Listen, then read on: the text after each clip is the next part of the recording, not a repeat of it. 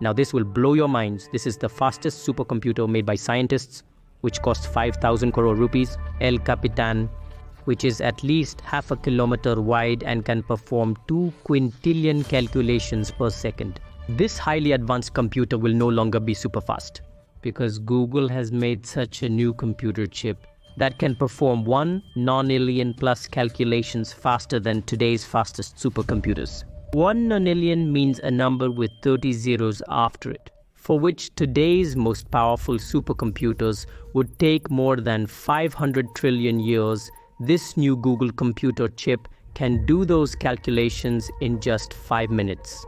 This is Google's new quantum chip Willow, which has marked the beginning of a new quantum age. Quantum computers are the wild card. They could be a game changer. They could change the entire landscape of artificial intelligence. Google's Willow chip is touted as not just another technology breakthrough, but an evolution. In under 5 minutes, the chip can solve a problem that would take today's most powerful computers 10 septillion years.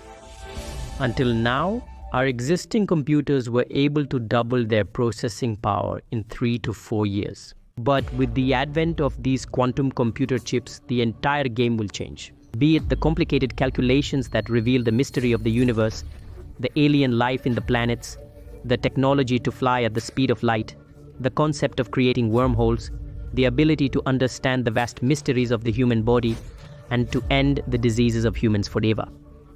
All this research is yet to be seen. With the use of quantum computers, the life expectancy of humans will increase significantly, potentially extending to 200 years. We can even upload consciousness into a chip or robot, potentially making us immortal. These technologies will no longer be just science fiction, but will actually become possible with the advent of advanced quantum computers. But before all this becomes possible, there is still a big problem that is troubling scientists and engineers in making these quantum computers fully operational like today's normal computers. To solve this tricky problem, not only Google but also big companies like Microsoft, Amazon, IBM, Intel, etc. are finding it tough, who are also involved in this race. But did Google do something new that left all these companies behind? Also an interesting thing to see. Google's quantum computer is designed in such a way, but IonQ, which is also a US-based company, shows its quantum computer like this. Meanwhile, a Canadian company, Xanadu's quantum computer, looks different from all these. So all these computers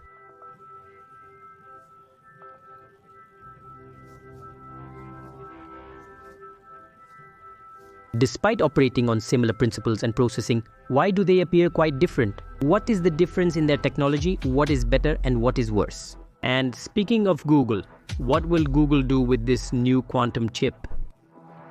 Let's understand in today's special technology video, where you will learn from a basic level what exactly is a computer first places, how computers evolved over 2,000 years to today's quantum computers, and how the technology sector has evolved and revolutionized. How is a quantum computer different from a classical computer? How does it perform calculations on quantum principles?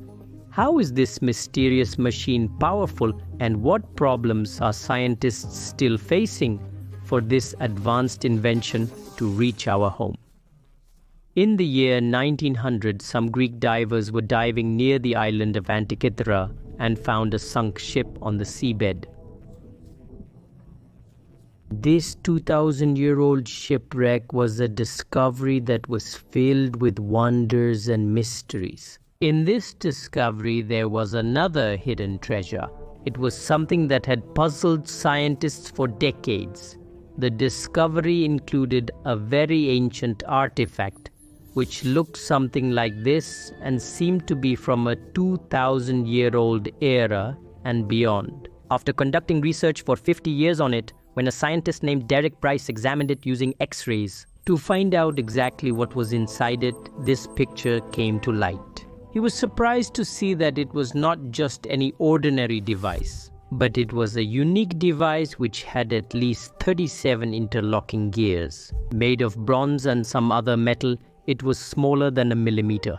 It worked with so many coordinates, which was almost impossible to achieve with technology 2,000 years ago. This was an astronomical device that calculated solar and lunar eclipses, the phases of the moon, and the positions of planets and stars. It would predict their positions in the future and when various events would occur.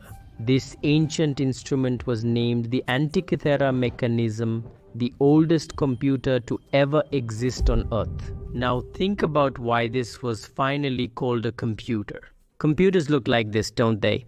So how did this device become a computer? So then why do we call today's electronic gadgets like TVs, microwaves, geysers, and water purifiers computers too?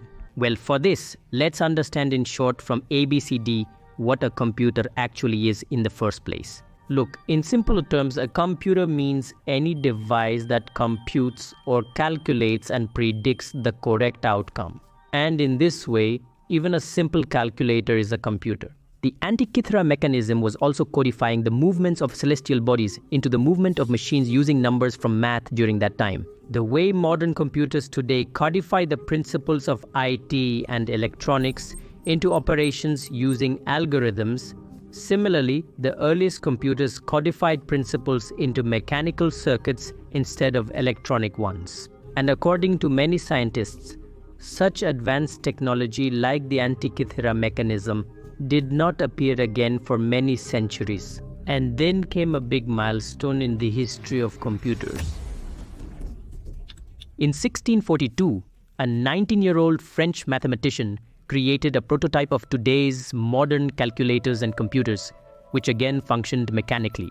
It used gears and cranks, which rotated dials, to display the corresponding answers to the input numbers. This ancient calculator was named Pascaline, and the genius behind it was none other than Blaise Pascal. He was greatly inspired by Leonardo da Vinci's calculator design and enhanced it to make it a reality. Now, the Pascaline calculator was a very large device, unlike today's calculators. And it could only perform addition and subtraction, not multiplication and division. But this model greatly inspired a bright German scientist, Gottfried Leibniz.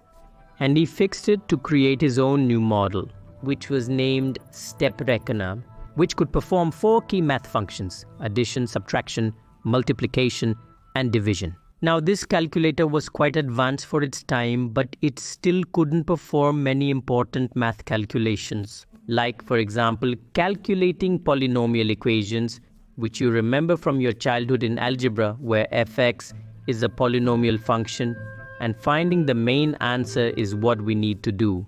Could any calculator at that time calculate such an equation?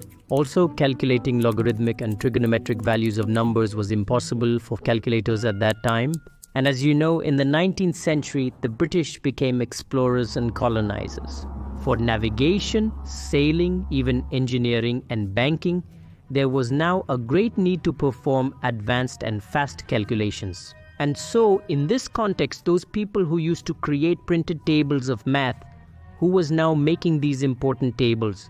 We humans manually, and we humans are prone to making mistakes. So, translating calculations into different scripts and then printing them somewhere too, if even a small mistake happens, it will be caught in the trap of some storm in the middle of an ocean, or the structure of a building will be wrong, just like it happened in the year 1707. These mistakes were a result of manual calculations, but also led to a disaster where 2,000 sailors lost their lives. This incident is known as the Scilly Naval Disaster, and there was one guy who understood the depth of it and raised concerns over it. This was none other than our father of modern computers, Charles Babbage, who had written some important facts regarding this issue.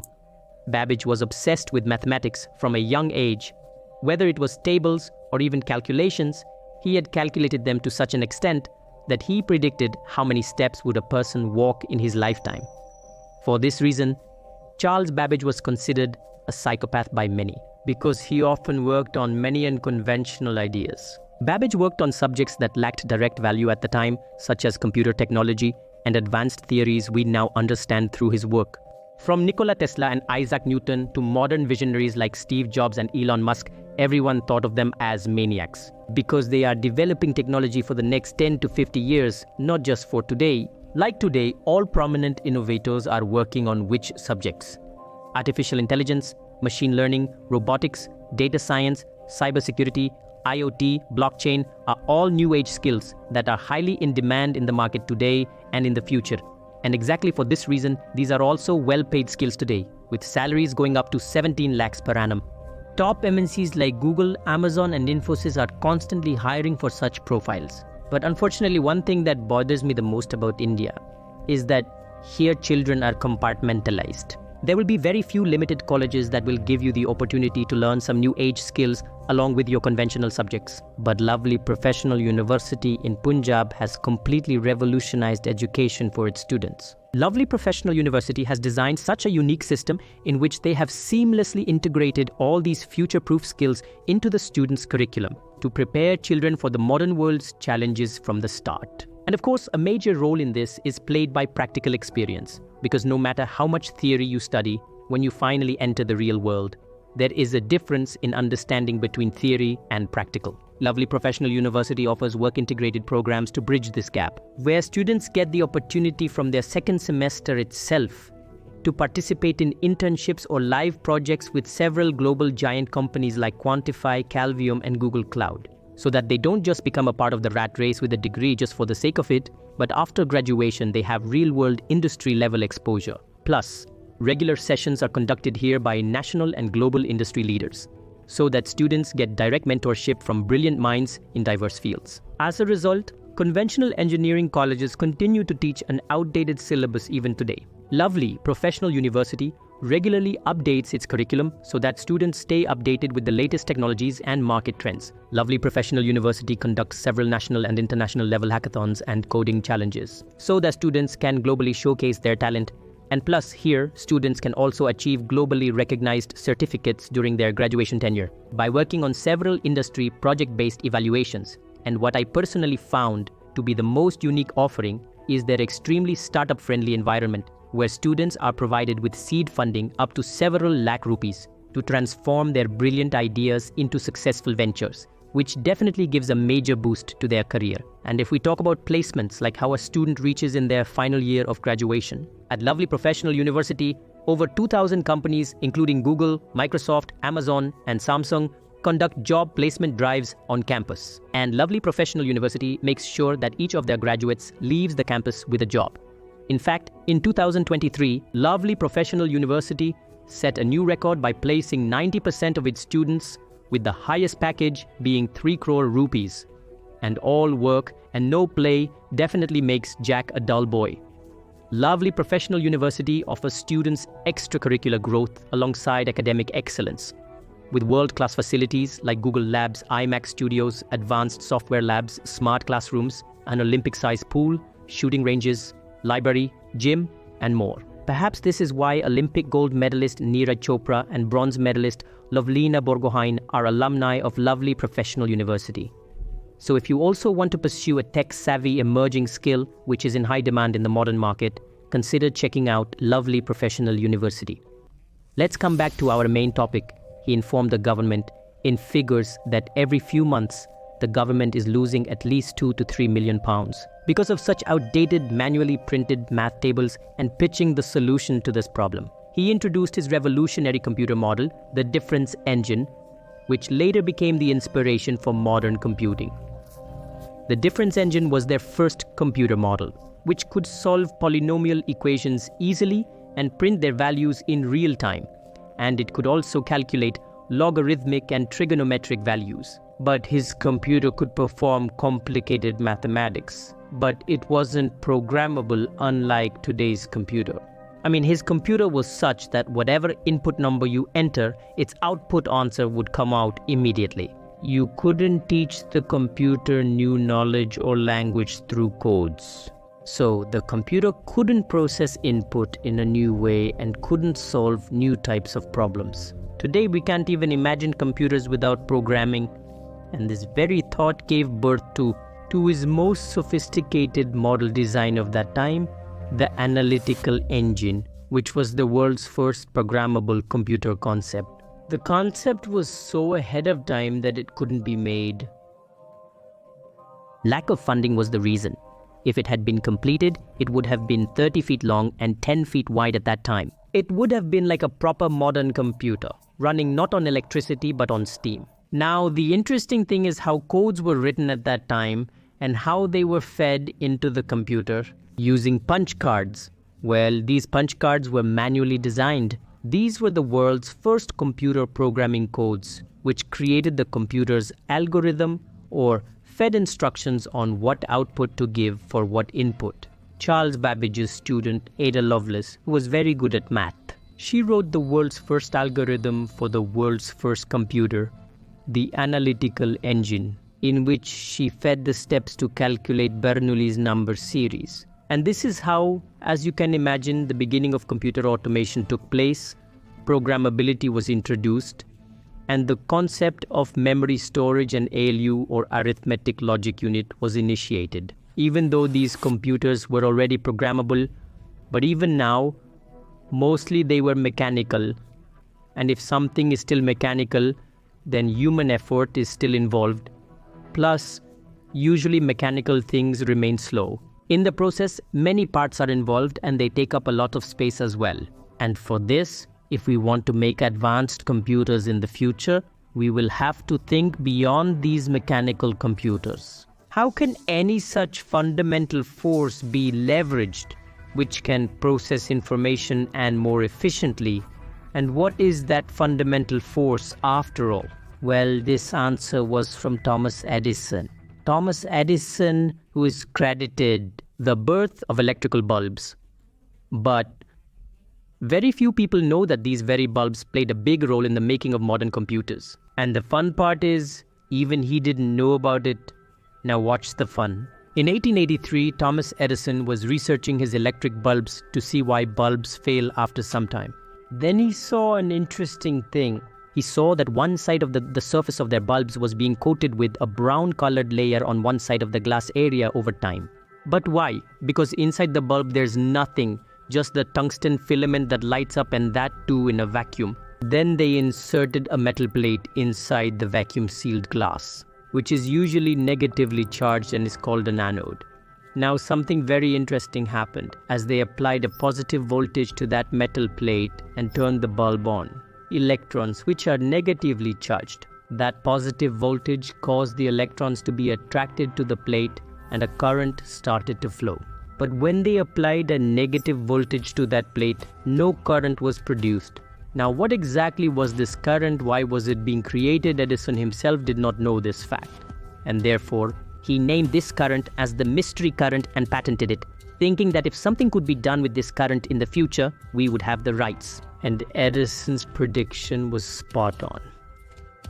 This is the current that people started calling the Edison current, and later it was the one that changed the world. It will be the backbone of electronic circuits, will lead to the digital revolution. Look, Funda is quite simple. Edison current taught us how to control the electron flow and control the electrons, meaning making electronic circuits, which will help in creating advanced computers and technologies. Now, how can you make an electronic circuit from this simple principle? Let's understand it with an easy example. This is a basic circuit here. Before the electrons emitted from the light bulb hit the glass walls, a conducting metal plate is placed where electrons will hit, and smartly, to regulate or control this, a special type of grid is placed in between, whose job is just to either allow a certain number of electrons to pass or stop them. And how will this grid work? Well, by applying voltage, as we saw earlier.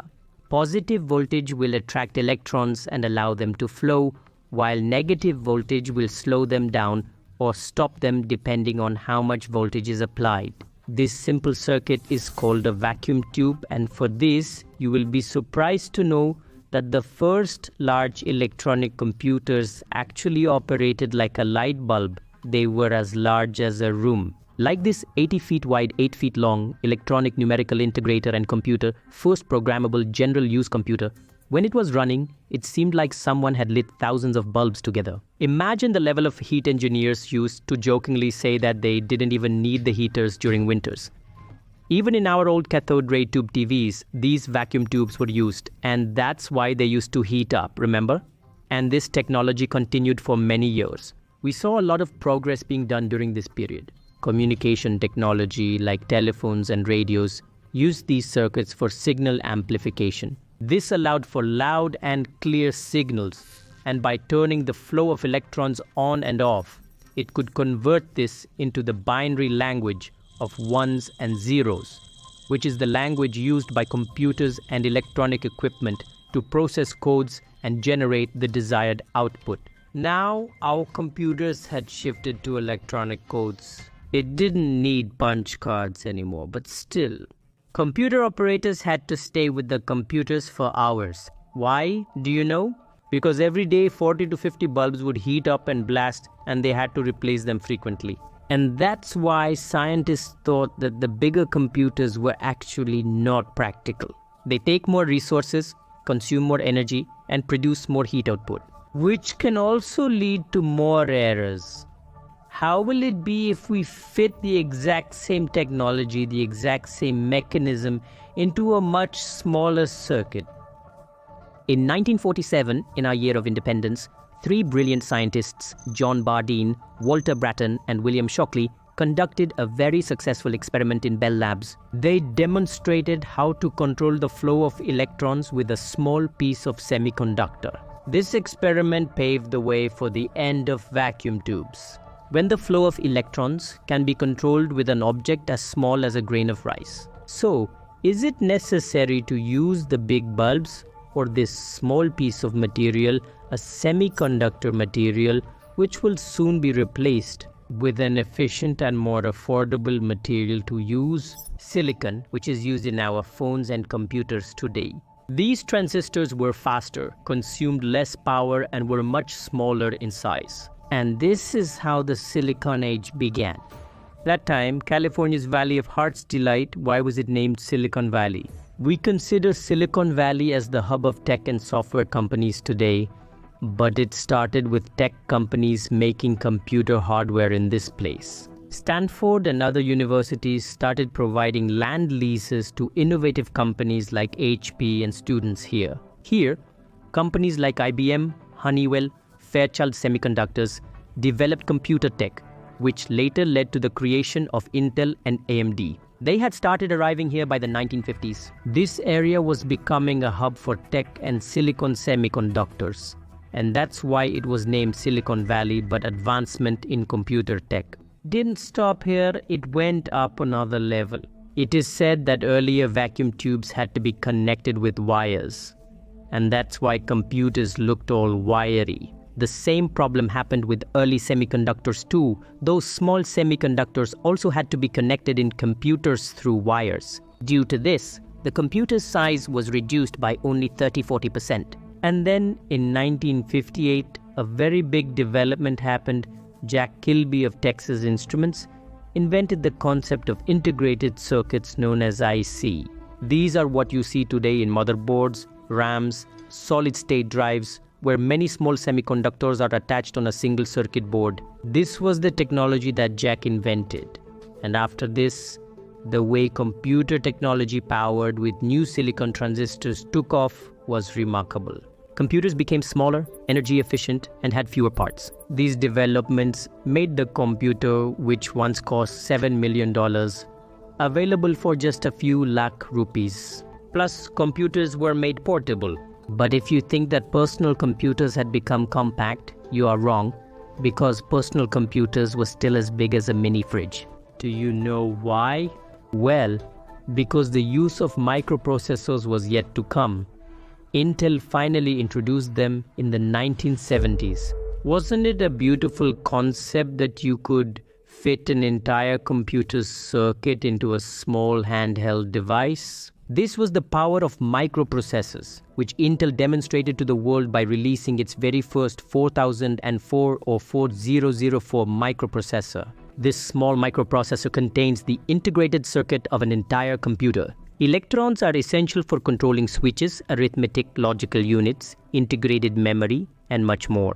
Just imagine from where we started with, we have reached from bigger computers to smaller ones. On a microprocessor, Intel's chief executive officer Gordon Moore had given such confidence that now every 2 years, our processor's processing power will double. This could be possible by doubling the number of transistors in the processor every year. But how could this be possible? Because in a microprocessor, space is limited. Well, by making the size of silicon transistors even smaller. And if you look, in the 1970s, the first microprocessor released by Intel, do you know how many transistors were in it and how many nanometers they were? Well, there were only 2,300 transistors, which were 10,000 nanometers in size. For comparison, today's latest Intel processors have over 150 crore transistors, and their size has become so small. You must know, just 3 freaking nanometers means a transistor is so thin that it's about as thick as 20 atoms. You must be seeing the progress of microprocessors over the years, but like every era, finally it ends. It seems like the era of these microprocessors is also coming to an end, because how many small transistors you can make, maximum maybe 2 nanometers? The road for electrons to run will be so small that literally electrons will start jumping off the road and the circuit will start malfunctioning, becoming error-prone. By using heat and electromagnetic interference, you can maybe use 3D tech and cram the transistors. But after a point, practically and scaling it won't be that easy, and that's why we can't do as many things as we want. From here, technology won't be able to grow exponentially like it did in the past few years. And that's why the Moore's law, which used to double in the first 2 years, is now doubling in 4 years. But as you know, when one door closes, another opens. Human progress didn't stop earlier and it won't stop ever. Today, so many brilliant minds are coming together to make a difference in their respective fields. In the 1880s, when we shifted from mechanical computers to electronic computers, our processing power literally increased millions of times, and the size became much smaller just because we exploited the principles of electronics. Is there any fundamental principle that could make us see millions of times more processing power than today's modern computers? Well, it turns out, yes, there is a science in quantum theory and quantum mechanics that makes the very rules of reality seem unreal. According to IBM's Vice President Robert Sutor, a normal classical computer requires 10 to the power of 48 bits of information to create a one-to-one simulation of a simple molecule like caffeine. How much information is that? Do you know how many atoms are in our entire universe? It's 10% of that. This is why quantum reality is extremely complicated, and you simply cannot understand it with a classical computer. This exact thought first came to mind in the 1980s with the idea of quantum computers. And do you know who thought of it first? Think well, just like today we see 19th century computers as mere calculators, these are just ordinary computers. Quantum computers have already started showing us the limitations of today's computers. In comparison, our today's advanced supercomputers also seem like simple calculators. So exactly what are these quantum computers? By exploiting these principles, we can create billions of times more powerful computers. How? Google's new quantum chip performed a calculation in just a few minutes that would take a supercomputer more than the age of the universe to complete. And how quickly we will also find alien life, solve all mysteries, and extend human lifespans by 200 years. All with the help of these quantum computers. I will tell you all this in detail in the second part of this video, because this video is getting very long. Part 2 will be more interesting. It will be fascinating and educational, which will tell you about many such secrets of the universe that you might not even be aware of. And it will also give a glimpse of what our future is going to be like.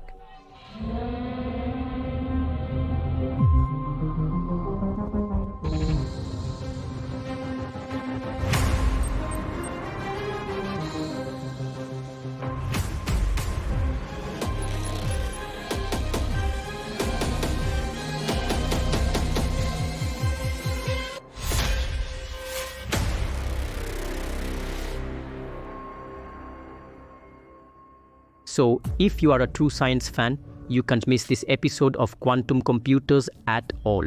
Stay tuned till I release the next part, which will come out in a week's time. If you're watching this a week later, the next part may already be released. Look for the link here. See you soon in the next part. Until then, stay tuned. Jai Hind.